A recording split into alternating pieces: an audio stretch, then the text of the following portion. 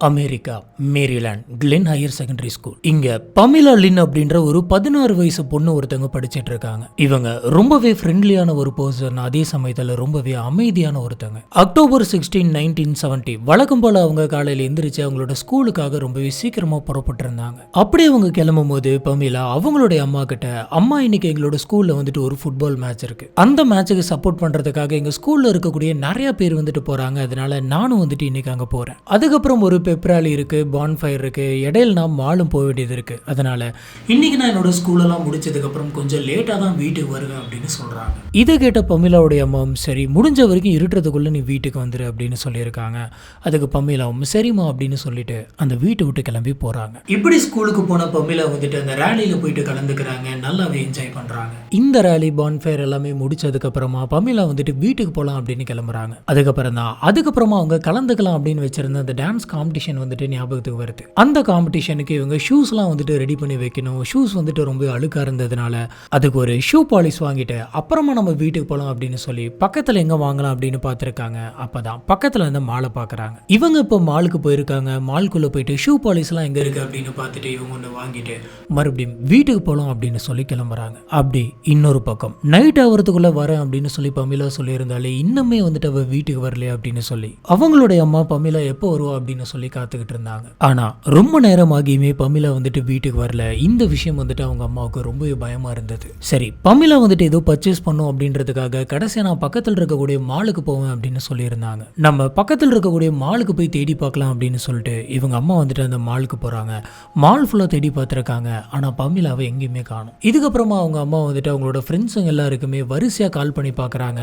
எல்லாருமே பமிலாவை நான் பார்க்கல, பமிலா இங்கே இல்லை அப்படின்னு சொல்லிடுறாங்க. ஃப்ரெண்ட்ஸுக்கு மட்டும் கிடையாது, ஒருவேளை பமிலா வந்துட்டு ரிலேட்டிவ் வீட்டுக்கு போயிருப்பாளோ அப்படின்னு சொல்லி அவங்களோட ரிலேட்டிவ் நெய்பர்னு எல்லாத்தோட வீட்டுக்கும் போயிட்டு ஃபோன் பண்ணி பார்க்குறேன். ஆனால் எல்லாருமே பமிலாவை நாங்கள் பார்க்கல அப்படின்னு சொல்லிடுறாங்க. இந்த விஷயங்கள்லாம் பமிலாவுடைய அம்மாவுக்கு இன்னுமே பயத்தை ஏற்படுத்துது. பொண்ணு வந்துட்டு வீட்டுக்கு வந்துடும் அப்படின்னு நினச்சவங்கன்னா இன்னும் வரல, இது இப்படியே விட்டோம் அப்படின்னு சொன்னால் சரிப்பட்டு வராது அப்படின்னு சொல்லி உடனடியாக அவங்களோட ஏரியா போலீஸ் ஸ்டேஷனுக்கு இவங்க கால் பண்ணி என்னோட பொண்ணு பமிலா வந்துட்டு வீட்டுக்கு வரல அப்படின்றத இன்ஃபார்ம் பண்ணுறாங்க. உடனடியாக போலீஸ் ஆஃபீஸர்ஸ் வந்துட்டு இதை மிஸ்ஸிங் பர்சன் கேஸாக வந்துட்டு ஃபைல் பண்ணுறாங்க. விசாரிக்க ஆரம்பிக்கிறாங்க. அன்னைக்கு ஸ்கூலுக்கு வந்த எல்லாத்துக்கிட்டையுமே வந்துட்டு பமிலாவை நீங்கள் கடைசியாக எப்போ பார்த்தீங்க அப்படின்ற மாதிரிலாம் கேட்குறாங்க. ஆனால் போலீஸ் ஆஃபீஸர்ஸ்க்கு எந்த ஒரு சின்ன க்ளூவும் கிடைக்கல. பமிலாவுடைய அவங்க அம்மா சொன்னதை வச்சு பமிலா வந்துட்டு அன்னைக்கு மாலுக்கு போயிட்டு தான் நான் வருவேன் அப்படின்ற மாதிரி சொல்லிட்டு தான் போயிருக்காங்க. இதனால போலீஸ் ஆஃபீஸர்ஸ் வந்துட்டு ஃபர்ஸ்ட் பமிலா மாலுக்கு போனாங்களா இல்லையா அப்படின்றத கன்ஃபார்ம் பண்ணிக்கிறதுக்காக ஃபர்ஸ்ட் ஸ்கூலுக்கு போறாங்க.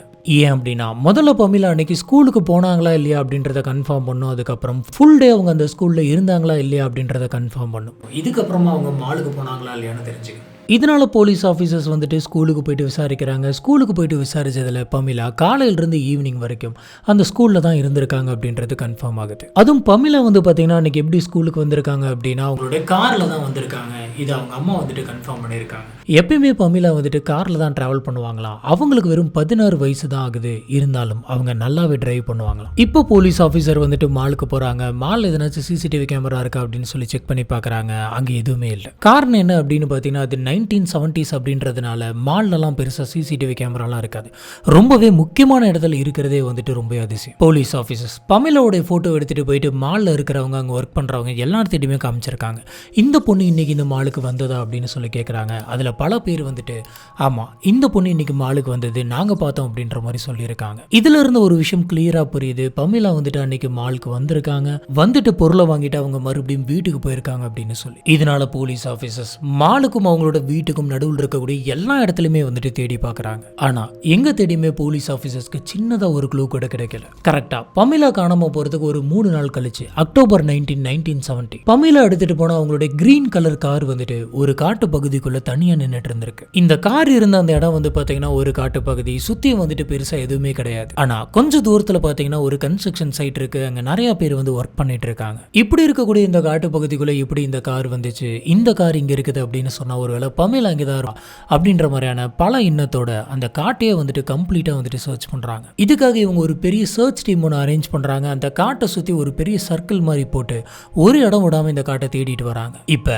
அந்த காட்டு பகுதிக்கு பக்கத்தில் ஒரு கன்ஸ்ட்ரக்ஷன் சைட் சைட் ஒன்று நடந்துட்டு இருக்கு அப்படின்னு சொல்லியிருந்தோம். அந்த கன்ஸ்ட்ரக்ஷன் சைட்டை சுற்றி எங்கே பார்த்தாலுமே ஒரே மரம் செடி கொடியாக இருந்திருக்கு. நம்ம இந்த இடத்த தான் டீப்பாக தேடணும் அப்படின்னு சொல்லி ஒரு இடம் விடாம அவங்க தேடி பார்க்குறாங்க. இப்படி இவங்க தேடிட்டு இருந்த அந்த சமயத்தில் ஒரு பகுதியில் ஏதோ ஒன்று கடக்கிறத இவங்க பார்த்துருக்காங்க. பார்த்த உடனே இவங்களுக்கு தெரிஞ்சு போயிடுச்சு, இங்கே ஏதோ ஒன்று தப்பாக இருக்குது அப்படின்னு சொல்லி. போலீஸ் ஆஃபீஸர்ஸ் எல்லாருமே கிட்ட போய் பார்த்தப்ப இவங்க 4 நாளாக தேடிக்கிட்டு இருந்த பமிலா தான் அங்கே இறந்து கிடக்குறாங்க அப்படின்றத கண்டுபிடிக்கிறாங்க. பமிலா போட்டிருந்த ட்ரெஸ் ஃபுல்லாக வந்து பார்த்தீங்கன்னா பயங்கர அழுக்காக இருந்திருக்கு. நிறைய சின்ன சின்னதாக வந்துட்டு கிழிக்கப்பட்டிருக்கு. இதை பார்க்குறப்பே தெரியுது பமிலாவை யாரோ ஒருத்தவங்க பிடிச்சி தரன்னு இழுத்துட்டு வந்திருக்காங்க, அதனால தான் கிழிஞ்சிருக்கு அப்படின்னு. இதுக்கப்புறம் போலீஸ் ஆஃபீஸர் வந்துட்டு பமிலா அன்னைக்கு என்ன ட்ரெஸ் போட்டிருந்தாங்க, என்னென்ன பொருள்லாம் வந்துட்டு அவங்களோட வச்சிருந்தாங்க அப்படின்ற எல்லா விஷயத்தையுமே அவங்க அம்மா மூலியமா தெரிஞ்சுக்கிறாங்க. இதுபடி பார்த்தப்பதான் அவங்களுக்கு ஒரு விஷயம் தெரிய வந்தது, பமிலா போட்டிருந்த அவங்களுடைய அண்டர்வேர் வந்துட்டு மிஸ் ஆகுது அப்படின்னு. கூடவே அவங்களுடைய போஸும் வந்துட்டு மிஸ் ஆயிருக்கு. அந்த போஸ்ல அவ்வளவுலாம் காசு கிடையாது. இந்த விஷயம் வந்துட்டு போலீஸ் ஆஃபீஸர்ஸ்க்கு கொஞ்சம் வித்தியாசமா இருந்தது.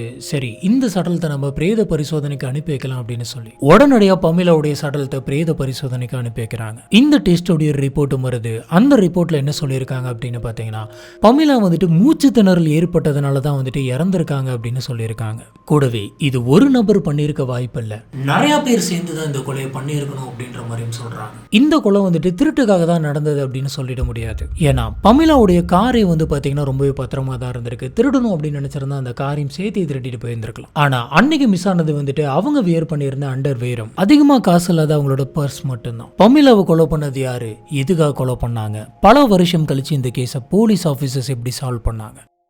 ஹலோ ஃப்ரெண்ட்ஸ், நான் உங்க சாமி. Welcome to this part.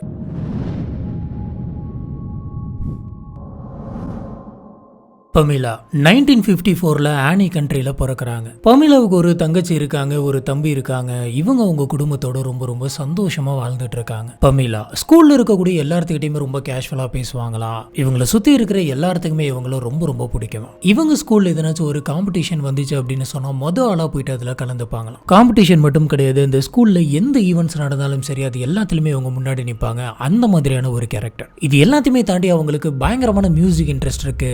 Z rock, pop music, இது எல்லாமே வந்துட்டு அவங்களுக்கு ரொம்ப ரொம்ப பிடிக்குமா. இப்படி பமிலாவுடைய வாழ்க்கை வந்து பாத்தீங்கன்னா ரொம்பவே நல்லா தான் போயிட்டு இருந்திருக்கு அன்னைக்கு அந்த நாள் வர வரைக்கும். இதுக்கப்புறம் தான் நம்ம ஸ்டார்டிங்ல பார்த்த மாதிரி அவங்க வந்துட்டு அவங்களோட ஸ்கூலுக்கு போயிருக்காங்க, ரிட்டன் மாலுக்கு போயிருக்காங்க. அடுத்த 3 நாளையில ஒரு காட்டு பகுதியில சடலமா கிடைச்சிருக்காங்க. இதுக்கப்புறமா போலீஸ் ஆஃபீஸர் சடலம் கிடைச்ச அந்த இடத்த சுத்தி எதனாச்சும் எவிடன்ஸ் கிடைக்குதா அப்படின்னு சொல்லி கம்ப்ளீட்டா சர்ச் பண்ணி பார்த்தாங்க. பக்கத்துல ஸ்மோக் பண்ண ஒரே ஒரு சிகரெட் பட் மட்டும் கிடைக்குது. போலீஸ் ஆஃபீஸர்ஸ் அந்த எவிடன்ஸை கலெக்ட் பண்ணி வைக்கிறாங்க. வேற எதனாச்சும் க்ளூ கிடைக்குமா அப்படின்னு பார்த்துருக்காங்க. ஆனால் போலீஸ்க்கு பெருசாக எந்த ஒரு க்ளூவுமே கிடைக்கல. இதுக்கப்புறமா போலீஸ் ஆஃபீஸர் வந்துட்டு பமிலாவோட கேஸ்க்கான விசாரணை ஆரம்பிக்கிறாங்க. இந்த விசாரணையை முதல்ல ஸ்கூல்ல இருந்து ஸ்டார்ட் பண்றாங்க. இப்படி இவங்க ஸ்கூலுக்கு போயிட்டு விசாரிச்ச அந்த சமயத்தில் போலீஸ் ஆஃபீஸர்ஸ்க்கு ஸ்கூல்ல இன்னும் ஷாக்கிங்கான 2 விஷயம் தெரிய வந்தது. அது என்ன அப்படின்னு பார்த்தீங்கன்னா, பமிலா இறந்து போறதுக்கு முன்னாடி அந்த ஸ்கூலை சேர்ந்த 2 பொண்ணுங்க இதே மாதிரி வந்துட்டு திடீர்னு காணாம போயிருக்கு. காணாம போன அடுத்த 3 நாள்லயே அந்த 2 பொண்ணுங்களும் தனித்து விடப்பட்ட ஒரு பகுதியில் வந்துட்டு சடலமா கிடைச்சிருக்கு. இந்த நியூஸ் தெரிய வந்த உடனே போலீஸ் ஆஃபீஸர்ஸ்க்கு பயங்கர ஷாக்கிங்கா இருந்திருக்கு. இதுக்கு முன்னாடி இருந்த போலீஸ் டீம் வந்துட்டு இதை பெருசாவே எடுத்துக்காம விட்டுருக்காங்க. ஆனா இதை கேட்ட இவங்களுக்கு இது எவ்வளவு பெரிய நியூஸ், எப்படி இது வெளியில வராம போச்சு அப்படின்ற மாதிரி பயங்கரமா அதிர்ச்சி ஆகுறாங்க. இப்பதான் போலீஸ் ஆஃபீஸர்ஸ்க்கு இந்த கேஸோட சீரியஸ்னஸ் வந்துட்டு புரியுது. பமிலாவுடைய இந்த சடலம் கிடைச்ச இந்த விஷயம் வந்து பாத்தீங்கன்னா ஊர் ஃபுல்லா காட்டு தீயா பரவுது. போலீஸ் ஆஃபீஸர்ஸ் இந்த கேஸ் வந்துட்டு ரொம்பவே தீவிரமா விசாரிக்க ஆரம்பிக்கிறாங்க. குற்றவாளியை சீக்கிரமா கண்டுபிடிக்கணும் அப்படின்னு நினைக்கிறாங்க. இப்பதான் போலீஸ் ஆஃபீஸர் இந்த கேஸ்ல சந்தேகப்படுற மாதிரி யாராச்சும் இருக்காங்களா அப்படின்னு சொல்லி தேடி பார்க்கறாங்க. இவங்களோட இந்த சேட்டன் ஸ்கூல் வந்து பாத்தீங்கன்னா மேரிலாண்ட்ல இருக்கு. அந்த ஸ்கூல்ல ஜோசப் அப்படின்ற ஒருத்தர் வந்துட்டு வேலை பார்த்திருக்காரு. இந்த டீச்சரை சுத்தி இருக்கக்கூடிய எல்லாருக்குமே ரொம்ப ரொம்ப பிடிக்குமா. அந்த லெவலுக்கு இந்த டீச்சர் எல்லாத்துக்கிட்டையுமே ரொம்ப பாசமா நடந்து பாராம். ஆனா நாட்கள் போக போக தான் ஜோசப் அப்படின்ற அந்த டீச்சருடைய இன்னொரு முகம் வந்துட்டு எல்லாருக்கும் தெரிய வருது. அந்த டீச்சர் எல்லாத்துக்கிட்டையுமே பாசமா இருக்கிற மாதிரி பழகுவாரா. முக்கியமா அந்த ஸ்கூல்ல படிக்கக்கூடிய பொண்ணுங்க கிட்டலாம் ரொம்பவே பாசமா இருக்கிற மாதிரி பழகி அந்த பொண்ணுங்களை பேட் டச் பண்ணியிருக்காரு. இந்த விஷயம் வந்து பாத்தீங்கன்னா வெளியில தெரிய வந்துருது. ஒரு கட்டத்தில் இந்த விஷயம் பெருசாகி மேனேஜ்மெண்ட்டுக்கும் தெரியுது. இதனால மேனேஜ்மெண்ட் வந்துட்டு இதுக்கு மேல நீ இந்த இடத்துல வேலை பார்க்க வேணாம் அப்படின்னு சொல்லி அவனை வேலையை விட்டு நிறுத்தி இருக்கு. இந்த நியூஸ் தெரிய வந்த உடனே போலீஸ் ஆஃபீஸர்ஸ் என்ன நினைக்கிறாங்க அப்படின்னு பார்த்தீங்கன்னா, ஒருவேளை வேலையை விட்டு போன அந்த ஜோசப் கூட இந்த 3 பொண்ணுங்க சாகிறதுக்கு காரணமா இருந்திருக்கலாம். அவன் இந்த 3 பொண்ணுங்களை தனித்தனியா கடத்தி கொண்டு போயிட்டு கொலை பண்ணியிருந்திருக்கலாம் அப்படின்ற மாதிரி யோசிக்கிறாங்க. இதனால போலீஸ் ஆஃபீஸர் ஸ்கூல் மேனேஜ்மெண்ட்ல இருந்து ஜோசப்புடைய நம்பர், அட்ரஸ் எல்லாத்தையுமே வாங்கிட்டு போயிட்டு ஸ்ட்ரெயிட்டா ஜோசப்பை பார்க்குறாங்க. ஜோசப்பை அரெஸ்ட் பண்றாங்க, அரெஸ்ட் பண்ணி விசாரிக்கிறாங்க. இந்த 3 பொண்ணுங்களோட கொலைக்கும் உனக்கும் என்ன சம்பந்தம் அப்படின்னு சொல்லி கேட்கறாங்க. இந்த இன்வெஸ்டிகேஷன் வந்துட்டு ரொம்ப பெருசா போகுது. ஆனா இந்த இன்வெஸ்டிகேஷனோட முடிவுல இந்த 3 பொண்ணுங்களோட கொலைக்கும் இவனுக்கும் எந்த விதமான சம்பந்தமும் இல்ல அப்படின்ற மாதிரி தெரியுது. இதனால எந்த ஒரு எவிடன்ஸும் இல்லாம வேற வழியும் இல்லாம இவனை வெளியில அனுப்பிடுறாங்க. இப்போ இந்த கேஸ் வந்துட்டு மறுபடியும் ஆரம்பிச்ச இடத்துல வந்துட்டு நிக்குது. சரி, காணாம போன இந்த 3 பேர்ல நம்ம இது வரைக்கும் பமிலாவை பத்தி மட்டும்தான் விசாரிச்சிருக்கோம். மீதி 2 பொண்ணுங்க யாரு, அவங்க எப்படி காணாம போனாங்க அப்படின்னு விசாரிச்சா இந்த கேஸ்ல எதனாச்சும் க்ளூ கிடைக்க வாய்ப்பு இருக்கு அப்படின்னு இவங்க யோசிக்கிறாங்க. இப்ப அந்த 2 பொண்ணுங்க யாரு? ஃபர்ஸ்ட் காணாம போன அந்த பொண்ணோட பேர் வந்துட்டு ஜாய்ஸ். இவங்களுக்கு 20 வயசு ஆகுது. இவங்க நவம்பர் 11, 1969 சினிக் ஏரியாவில் அவங்களோட ஃப்ரெண்டை பார்க்குறேன் அப்படின்னு சொல்லிட்டு போயிருக்காங்க. அவங்களோட ஃப்ரெண்டையும் பார்த்துருக்காங்க. பார்த்தவங்க மறுபடியும் வீட்டுக்கு போகலாம் அப்படின்னு போகும்போது அவங்க திடீர்னு மிஸ்ஸிங். அதுக்கப்புறமா அவங்க எங்க இருக்காங்க அப்படின்னு சொல்லி கம்ப்ளீட்டா தேடி பார்த்துருக்காங்க. எங்கேயுமே கிடைக்கல. கொஞ்ச நாள் கழிச்சு அவங்களுடைய சடலம் மட்டும் தான் போலீஸ்க்கு கிடைச்சது. அடுத்தது 16 வயசான கிரேஸ். இவங்க அன்னைக்கு வழக்கம் போல ஸ்கூலுக்கு போயிருக்காங்க. போயிட்டு பக்கத்தில் இருக்கக்கூடிய மால்ல போய் ஒரு ட்ரெஸ் வாங்கிட்டு வரலாம் அப்படின்னு சொல்லி அந்த மாலுக்கு ட்ரெஸ் வாங்க போயிருக்காங்க. இப்படி வாங்கினவங்க மறுபடியும் அந்த மாலை விட்டு வீட்டை நோக்கி போயிருக்காங்க. ஆனா அவங்க வீட்டை ரீச் பண்ணல. இதுக்கிடையில அவங்க காணாம போயிருக்காங்க. இது ஒரு மிஸ்ஸிங் பர்சன் கேஸ். இதுக்கு முன்னாடி காணாம போன பொண்ணுக்கு என்ன ஆச்சோ அதே தான் வந்து பாத்தீங்கன்னா கிரேஸ்க்கும் ஆயிருக்கு. கிரேஸ் வீடு திரும்பும் போது திடீர்னு காணாம போயிட்டு அடுத்த 2-3 நாள்லயே ஒரு இடத்துல சடலமா கிடைச்சிருக்காங்க. இப்ப இந்த கேஸ்ல எதனாச்சும் எவிடன்ஸ் கிடைச்சதா அப்படின்னு சொல்லி பார்த்திருக்காங்க. போலீஸ் ஆபீசர்ஸ்க்கு எந்த ஒரு எவிடன்ஸும் கிடைக்கல. அதே மாதிரி இந்த 3 கேஸையும் கனெக்ட் பண்ற மாதிரியான யூனிக்கான விஷயங்களும் பாத்தீங்கன்னா பெருசா எதுவுமே இல்லை. இதுல ஒன்னா இருக்கக்கூடிய ஒரே ஒரு விஷயம் என்ன அப்படின்னு பாத்தீங்கன்னா 3 பேருமே சின்ன பொண்ணுங்க. அவங்க வெளியில ஏதோ ஒரு இடத்துக்கு போயிட்டு வீட்டுக்கு போகலாம் அப்படின்னு ரிட்டர்ன் ஆகிற டைம்ல தான் காணாம போயிருக்காங்க. இதை தவிர்த்து அவங்களுக்கு வேற எந்த ஒரு விஷயமுமே கிடைக்கல. இப்ப மறுபடியும் இவங்க பமிலா கேஸ்க்கே வராங்க. இந்த சமயம் இந்த கேஸில் வந்து பார்த்தீங்கன்னா சந்தேகப்படுற மாதிரி எதுவுமே இல்லை. எந்த ஒரு சிசிடிவி ஃபுட்டேஜும் இல்லை. எந்த ஒரு ஸ்ட்ராங்கான லீட்ஸும் இல்லை. இதனால பமிலா கேஸ் வந்துட்டு ஒரு கோல்டு கேஸாகவே மாறுது. இப்படி பல வருஷங்கள் போது பமிலாவோட கேஸில் அவங்களோட ஃபேமிலியில் இருக்கிறவங்க எல்லாருமே குற்றவாளி யார் அப்படின்றத சீக்கிரம் கண்டுபிடிங்க, எங்களுக்கு நீதி கிடைச்சாகணும் அப்படின்னு சொல்லி எவ்வளோ போராடுறாங்க. ஆனால் கண்டுபிடிக்க முடியல. அந்த சமயம் இந்த கேஸை கண்டுபிடிக்க முடியாமல் போனதுக்கான முக்கியமான காரணம் அது 1970. பெருசாக எந்த ஒரு டெக்னாலஜியும் இல்லை. டிஎன்ஏ டெக்னாலஜி இல்லை. பெருசாக எந்த இடத்துலையுமே சிசிடிவி கேமரா இல்ல. ஒருவேளை இப்ப இருக்கிற மாதிரியான டிஎன்ஏ டெக்னாலஜி எல்லாம் வந்துட்டு அப்பயே இருந்துருச்சு அப்படின்னு சொன்னா அப்பயே இந்த கேஸ் வந்துட்டு சால்வ் பண்ணிருப்பாங்க. இப்படி பல வருஷம் போகி 2017 வருது. கிட்டத்தட்ட 50 வருஷம் முடியுது. இந்த மாதிரி பல வருஷத்துக்கு முன்னாடி முடிக்கப்படாத வழக்குகள்லாம் வந்து பாத்தீங்கன்னா அப்படியே எஃபிஐக்கு மூவ் ஆகுது. இப்ப அந்த ஆபீசர்ஸ் வந்துட்டு என்ன நினைச்சாங்க அப்படின்னு பாத்தீங்கன்னா இந்த காலகட்டத்தில் நிறைய டிஎன்ஏ டெக்னாலஜி எல்லாம் வந்துட்டு டெவலப் ஆயிருக்கு. இதனால முன்னாடி சால்வ் பண்ணாம இருந்த அந்த கேஸ் எல்லாம் எடுத்து நம்ம ஒன்னா சால்வ் பண்ணலாம் அப்படின்னு சொல்லி பிளான் பண்ணாங்க. இதுபடி இவங்க முதல் எடுத்த கேஸ் தான் பமிலாவுடைய கேஸ். அந்த காலகட்டத்தில் பெருசாக எந்த ஒரு டெக்னாலஜியும் இல்லை அப்படின்னாலும் பிற்காலத்தில் எதனாச்சும் டெக்னாலஜி வந்தால் இந்த கேஸை சால்வ் பண்ண வாய்ப்பு இருக்குது அப்படின்னு சொல்லி அந்த கேஸ் சம்மந்தப்பட்ட சில விஷயங்கள் எல்லாம் போலீஸ் ஆஃபீஸர்ஸ் ரொம்ப பத்திரமா பாதுகாத்துட்டு வந்தாங்க. அப்படி அந்த காலத்தில் போலீஸ் ஆஃபீஸர்ஸ் இந்த கேஸ் சம்மந்தப்பட்ட விஷயங்களை பத்திரமா வச்சிருந்தது இப்போ ஆஃபீஸர்ஸ்க்கு ஹெல்ப் பண்ணுது. அப்படி இவங்க இந்த கேஸில் என்னென்னு எடுத்து வச்சிருக்காங்க அப்படின்னு பார்த்தீங்கன்னா பமிலாவுடைய இந்த கொலை நடந்தப்போ அவங்க போட்டிருந்த ட்ரெஸ், இவங்க இறந்து கிடந்த அந்த இடத்துல கிடைச்ச சிகரெட் பட், அங்கே நின்றுட்டு இருந்த பமிலாவுடைய கார், பமிலா அன்னைக்கு போட்டிருந்த ஷூஸ், ஜுவல்லரி, அதே மாதிரி சடலம் கிடைச்ச அந்த இடத்துக்கு பக்கத்தில் இருந்த மண்ணு, அந்த என்விரான்மெண்ட்ல இருந்த சில பொருட்கள், பக்கத்துல கசங்கி கிடந்த சில இலைகள், இந்த எல்லா எவிடன்ஸுமே எடுத்துட்டு போயிட்டு இப்போ இருக்கக்கூடிய டெக்னாலஜியில ப்ராசஸ் பண்ணி எதனாச்சும் டிஎன்ஏ சாம்பிள்ஸ் கிடைக்குதான்னு பாக்குறாங்க. இந்த பர்டிகுலர் கேஸ்ல வந்து பாத்தீங்கன்னா எக்கச்சக்கமான டிபார்ட்மெண்ட்டை சேர்ந்த போலீஸ் ஆஃபீஸர்ஸ் வந்துட்டு ஒர்க் பண்ணியிருக்காங்க. இந்த மாதிரிலாம் இவங்க அனலைஸ் பண்றாங்க அப்படின்னு பாத்தீங்கன்னா ஃபர்ஸ்ட் பமிலாவுடைய ட்ரெஸ், அந்த ட்ரெஸ்ல எதனாச்சும் ஸ்கின் செல்ஸ் எல்லாம் கிடைக்குதா அப்படின்ற மாதிரி டெஸ்ட் பண்ணி பார்த்திருக்காங்க. அது மூலியமா இவங்களுக்கு சில டிஎன்ஏஸ் கிடைச்சிருக்கு. அடுத்ததா சிகரெட் பட், அந்த சிகரெட் பட்ல வந்து பாத்தீங்கன்னா கண்டிப்பா அந்த கொலைகாரன் வந்துட்டு ஸ்மோக் பண்றதுக்காக வாயில வச்சிருப்பான்.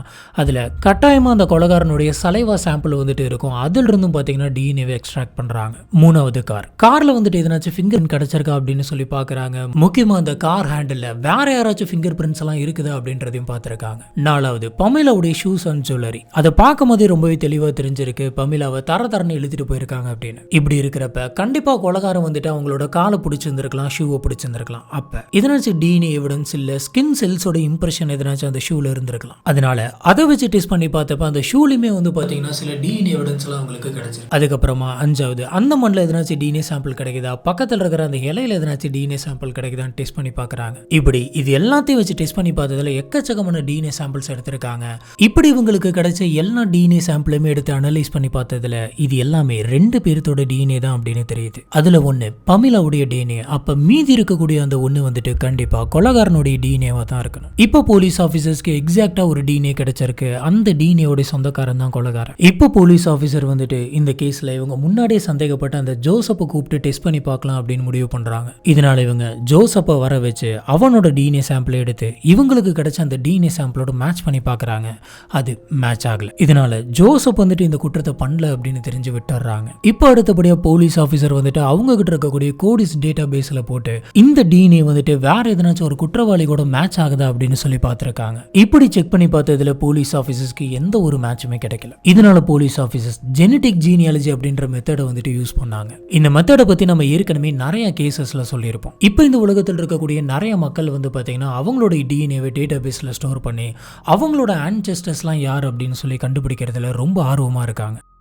முன்னெல்லாம் கிரிமினலாக இருந்தால் தான் வந்து பார்த்தீங்கன்னா அவங்களோட டிஎன்ஏவெல்லாம் எடுத்து வச்சு சேவ் பண்ணி வைப்பாங்க. ஆனால் அதுக்கப்புறம் அந்த காலகட்டங்களில் மெடிக்கலில் வரக்கூடிய டிஎன்ஏ, தானாகவே கொடுக்கக்கூடிய டிஎன்ஏ அப்படின்னு சொல்லி எல்லா டிஎன்ஏவுமே ஸ்டோர் பண்ண ஆரம்பித்தாங்க. இப்போ போலீஸ் கிட்ட இருக்கக்கூடிய அந்த குற்றவாளியோட டிஎன்ஏ எடுத்து நம்ம மேட்ச் பண்ணி பார்க்குறப்ப எக்ஸாக்டாக குற்றவாளி அவனோட டிஎன்ஏவை கொடுக்கல அப்படின்னாலும் அவனுடைய க்ளோஸ் ரிலேட்டிவ்ஸ் யாராச்சும் ஒருத்தங்க வந்துட்டு அந்த டிஎன்ஏவை கொடுத்துருப்பாங்க. இதனால் ரேண்டமாக இவங்க அந்த டிஎன்ஏவை டெஸ்ட் பண்ணி பார்க்குறப்ப அந்த டிஎன்ஏ வந்துட்டு யார் கூடயாச்சும் 10%, 20%, 30% மேட்ச் ஆகுது அப்படின்றத டெஸ்ட் பண்ணி பார்ப்பாங்க.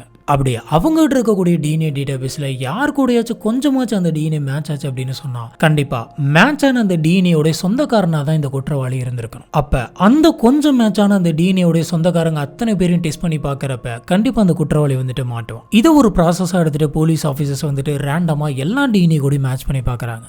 இப்படி மேட்ச் பண்ணி பார்த்ததுல ஒரு நபருடைய டிஎன்ஏ கூட இது 50% மேட்ச் ஆயிருக்கு. இப்ப 50% மேட்ச் ஆன அந்த ஒரு டிஎன்ஏ சாம்பிளை மட்டும் எடுத்து அந்த நபர் யார் அப்படின்றத கண்டுபிடிச்சு அந்த நபருடைய சொந்தக்காரங்க அத்தனை பேருமே ட்ராக் பண்றாங்க. இப்படி ட்ராக் பண்ணதுல ரேண்டமா மேட்ச் ஆன அந்த 50% டிஎன்ஏவோட சொந்தக்காரர் ஃபாரஸ்ட் வில்லியம்ஸ் அப்படின்ற ஒரு நபர் கூட 100% மேட்ச் ஆகிறது தெரியுது. அந்த ஃபாரஸ்ட் வில்லியம் யார் அப்படின்னு பாத்தீங்கன்னா இப்படி ரேண்டமா மேட்ச் ஆன அந்த நபருடைய அங்கிள் அப்படின்றத ட்ராக் பண்றாங்க. கிட்டத்தட்ட இவங்க இந்த ப்ராசஸ் வந்து பாத்தீங்கன்னா 2017 இருந்து ஆரம்பிச்சிருக்காங்க. 2023 தான் வந்துட்டு கம்ப்ளீட்டா கண்டுபிடிக்கிறாங்க. இப்போ போலீஸ் ஆஃபீஸர் யார் இந்த ஃபாரஸ்ட் வில்லியம் அப்படின்றத கண்டுபிடிக்கிறாங்க. பமிலா இறந்து போன அந்த டைம்ல வந்து பாத்தீங்கன்னா இந்த ஃபாரஸ்ட் வில்லியம்க்கு வெறும் 20 வயசு தான் இருந்திருக்கும். வில்லியம்ஸோட பழைய ரெக்கார்டு எடுத்து பார்க்குறப்ப வில்லியம்ஸ் வந்துட்டு குடிபோதைக்கு வந்துட்டு அடிமையா இருந்திருக்கான் அப்படின்னு தெரியுது. நிறைய தடவை சின்ன சின்ன திருட்டெல்லாம் பண்ணிட்டு ஜெயிலுக்கு போயிட்டு வந்திருக்கான். ஆனா இவன் பண்ணது எல்லாமே சின்ன சின்ன திருட்டுகள் அப்படின்றதுனால பெருசா இவனோட டிஎன்ஏவை போலீஸ் ஆஃபீஸர்ஸ் எடுக்கல. இப்போ போலீஸ் ஆஃபீஸர் இந்த வில்லியம்ஸோட போட்டோவை ரீஸ்டோர் பண்ணி கொண்டு போயிட்டு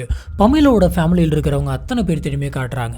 இந்த பையனை நீங்க அந்த சமயத்தில் பேச்ச பார்த்துருக்கீங்களா அப்படின்னு கேட்குறாங்க. அந்த போட்டோவை பார்த்த எல்லாருமே இல்ல நாங்க இந்த மாதிரி ஒருத்தனை பார்த்ததே இல்லை அப்படின்னு சொல்றாங்க. இதுல இருந்து என்ன தெரியுது அப்படின்னு பாத்தீங்கன்னா இந்த நபர் வந்துட்டு பமிலோட ஃபேமிலிக்கு கொஞ்சம் கூட சம்பந்தமே இல்லாத ஒரு நபர். இப்போ போலீஸ் ஆஃபீஸர் வந்துட்டு ஃபாரஸ்ட் வில்லியம்ஸோட அட்ரஸை கண்டுபிடிச்சு அங்க போகும்போது தான் இன்னொரு ஷாக்கிங்கான விஷயம் தெரிய வருது. அந்த வில்லியம்ஸ் 2018 வந்துட்டு உடம்பு சரியில்லாம செத்து போயிட்டான் அப்படின்னு. இருந்தாலும் அவன் யூஸ் பண்ண சில பொருட்கள்லாம் வந்துட்டு போலீஸ் ஆஃபீஸர்ஸ்க்கு கிடைச்சிருக்கு. அவனுடைய ஹேர் சாம்பிளும் கிடைச்சிருக்கு. இப்ப இவங்களுக்கு கிடைச்ச அந்த ஹேர் சாம்பிள் எடுத்து அந்த டிஎன்ஏவோட வச்சு டெஸ்ட் பண்ணி பார்த்ததுல இந்த 2 டிஎன்ஏவும் 100% மேட்ச் ஆகுது. இது மூலமா ஃபாரஸ்ட் வில்லியம்ஸ் தான் வந்துட்டு கொலைகாரன் அப்படின்றது தெரியுது. வில்லியம்ஸ் வந்துட்டு இறந்து போயிட்டான் அப்படின்றதுனால அவன் மேல எந்த ஒரு கேஸுமே ஃபைல் பண்ண முடியல. இந்த கொலை நடந்த அந்த சமயத்துல வில்லியம்ஸ் வந்துட்டு பமிலாவுடைய சடலம் கிடைச்ச அந்த காட்டு பகுதிக்கு கொஞ்சம் பக்கத்துல இருந்த அந்த கன்ஸ்ட்ரக்ஷன் சைட்ல தான் வந்து வேலை பார்த்துட்டு இருந்திருக்கான். போலீஸ் ஆஃபீஸர் அந்த சமயம் அந்த கன்ஸ்ட்ரக்ஷன் சைட்டுக்கு போயிட்டு இன்னைக்கு யாரெல்லாம் ஒர்க் பண்ணீங்க அப்படின்ற மாதிரிலாம் விசாரிச்சிருக்காங்க.